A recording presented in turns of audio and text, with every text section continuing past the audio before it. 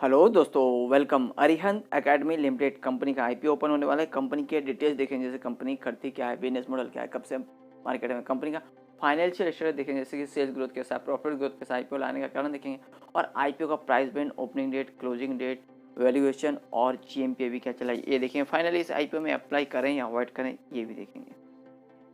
तो दोस्तों, जैसे मैंने आपको कंपनी का नाम बताया, अरिहंत एकेडमी आईपीओ, जो कि 16 दिसंबर को ओपन हो रहा है और 21 दिसंबर 2022 तक चलेगा। अभी कंपनी करती क्या और कब से मार्केट में, तो कंपनी की स्थापना अक्टूबर 2007 में हुई, यानी कि कंपनी ने 15 साल पूरे कर चुकी है। और अभी कंपनी करती क्या है, तो कंपनी यहाँ पे सर्विसेज प्रोवाइड करती है, कोचिंग सर्विसेज और पैरेलल एजुकेशन सपोर्ट, यानी कि कंपनी यहाँ कोचिंग सर्विसेज देती है, जिसमें कंपनी 8वीं क्लास से लेके 12वीं क्लास तक की यहाँ पे कोचिंग सर्विसेज देती है, जिसमें 8वीं 9वीं 10वीं में स्टेट बोर्ड हुआ, आईसीएसई बोर्ड, और 11वीं 12वीं में कॉमर्स और साइंस सेक्शन की यहाँ पे कोचिंग क्लासेस देती है।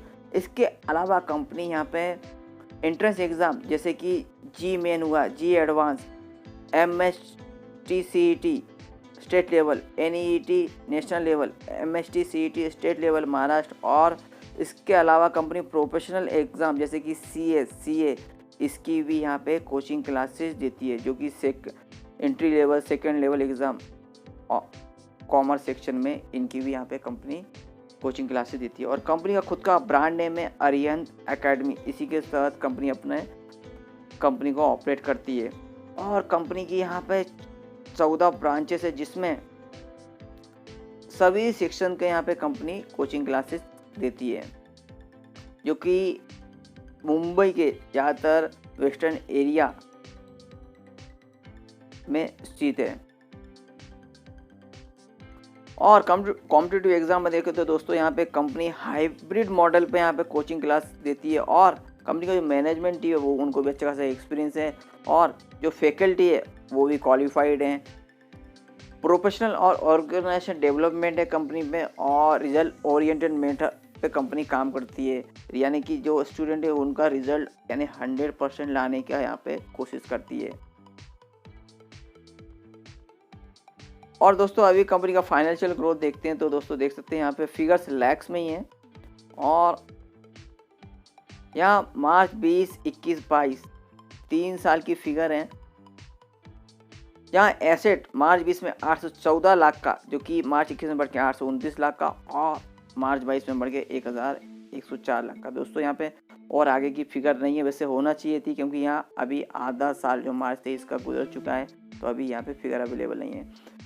तो रेवेन्यू ग्रोथ देखें कंपनी का मार्च 20 में 1921 लाख का, जो कि मार्च 21 में यहाँ पे 1409 लाख का, यानी कि यहाँ पे 20 के मुकाबले 21 में यहाँ पे रेवेन्यू ग्रोथ अच्छा खासा डाउन देखने को मिला। यहाँ कोरोना इम्पैक्ट का भी असर हो सकता है। भाई मार्च 22 में थोड़ा सा यहाँ 21 के मुकाबले 22 में रेवेन्यू ग्रोथ अप ट्रेंड में गया 1531 लाख का, जो कि मार्च 20 के मुकाबले फ़िलहाल कम ही है। और प्रॉफिट कंपनी का मार्च 20 में 42 लाख का, जो कि मार्च 21 में बढ़ के 112.56 लाख का, और मार्च 22 में बढ़ के और भी यहाँ पे ग्रोथ देखने को 201 लाख का। तो यहाँ पे दोस्तों रेवेन्यू ग्रोथ तो कम देखने को मिली पिछले साल के मुकाबले, पर यहाँ पे कंपनी ने एक्सपेंसेस ज़रूर कम किए हैं, तब जाके यहाँ प्रॉफिट अप ट्रेंड में गया है। नेटवर्थ देखें तो कंपनी का मार्च 20 में 177 लाख का, जो कि मार्च 21 में बढ़ के 289 लाख का, और मार्च 22 में बढ़ के 491 लाख का। वहीं पर रिजर्व सरप्लस मार्च 20 में 177 लाख के, और मार्च 21 में 289 लाख के यहाँ पे रिजर्व सरप्लस भी बढ़े, और मार्च 22 तक आते आते 491 लाख के। तो दोस्तों यहाँ पे प्रॉफिट अप ट्रेंड में ईयर ऑन ईयर बेसिस पे एसेट भी बढ़ रहे हैं कंपनी के, बस रेवेन्यू ग्रोथ थोड़ा सा यहाँ पे कम हुआ है पिछले सालों में, और नेटवर्थ भी अप ट्रेंड में, रिजर्व सरप्लस भी अप ट्रेंड में। कर्ज देखें तो कंपनी पे यहाँ 89 लाख का मार्च 20 में, मार्च 21 में 48 लाख का, यानी कि पिछले साल के मुकाबले यहाँ पे कर्ज कम किया। पर दोस्तों यहाँ पे मार्च 22 में देखें तो कंपनी ने अच्छा खासा कर्ज बढ़ा 127 लाख का। तो यहाँ पे कर्ज बढ़े हैं, तो एक नेगेटिव पॉइंट है। और वो देखिए कंपनी के फाइनेंशियल यानी यहाँ पे अच्छे हैं, ईयर ऑन ईयर बेसिस पे कंपनी अप ट्रेंड कर रही है, पर यहाँ पे थोड़ा सा रेवेन्यू ग्रोथ कम होता नज़र आ रहा है, तो ये भी एक नेगेटिव पॉइंट है। अभी आईपीओ लाने का रीज़न, तो कंपनी यहाँ पे फंडिंग वर्किंग कैपिटल की रिक्वायरमेंट, इसके लिए यहाँ पे जो IPO से पैसा आएगा वर्किंग कैपिटल में कंपनी यूज़ करेगी और जनरल कॉर्पोरेट पर्पस। और दोस्तों अभी IPO का डेट जो कि मैंने आपको ऑलरेडी बता चुका है, दिसंबर 16 को IPO ओपन हो रहा है और 21 दिसंबर 2022 तक चलेगा। फेस वैल्यू 10 रुपये पर शेयर है, प्राइस 90 रुपये पर शेयर है और लॉट साइज 1600 शेयर्स का है।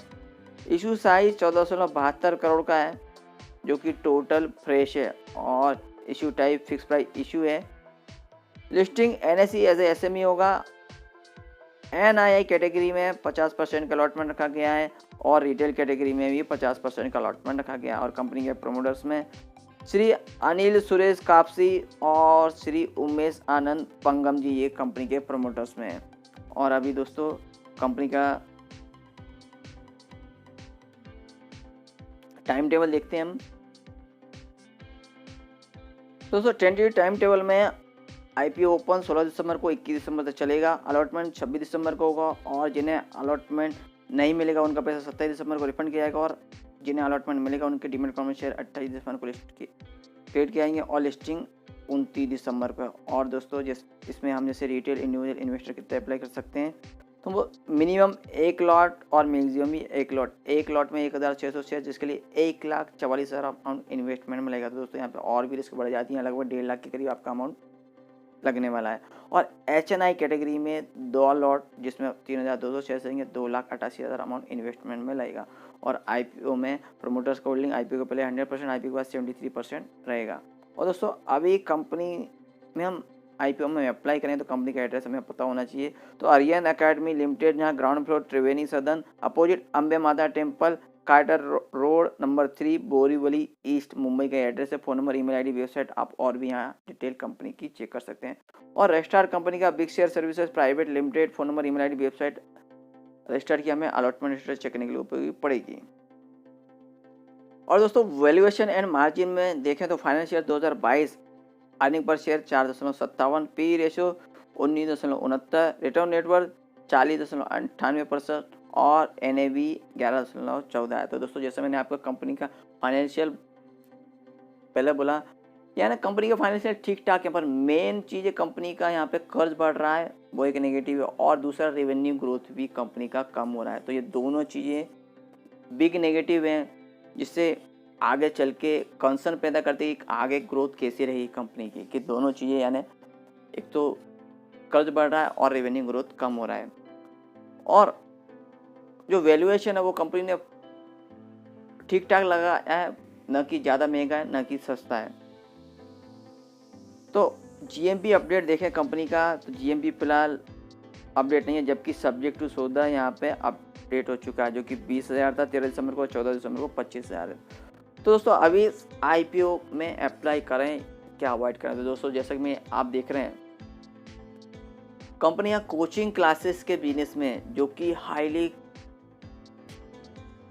कंपटीशन और फ्रेगमेंटेड सेक्टर से कंपनी बिलोंग करती है। और लिस्टेड कंपनियां भी अभी हाल ही में कुछ आई हैं जिनमें मैंने पहले भी देखा इतना कुछ रिटर्न मिले नहीं है और छोटे मोटे बहुत सी ऐसे कोचिंग क्लासेस ऑलरेडी अवेलेबल हैं। तो यहाँ पे 1.5 लाख भी इन्वेस्टमेंट में लगने वाला तो और भी रिस्क बढ़ जाती है। तो दोस्तों यहाँ पे मैं ये बोलूँगा कि इस सेक्टर में ज़्यादातर इतने कुछ खास इन्वेस्टर को रिटर्न मिलते नहीं हैं, तो आप भी इसमें अप्लाई करने से अवॉइड कर सकते हैं और लॉन्ग टर्म व्यू से तो बिल्कुल भी अप्लाई ना करें। दोस्तों और भी IPO आ रहे हैं और भी अपडेट आते रहेंगे। अपडेट के लिए प्लीज लाइक शेयर और सब्सक्राइब माय चैनल।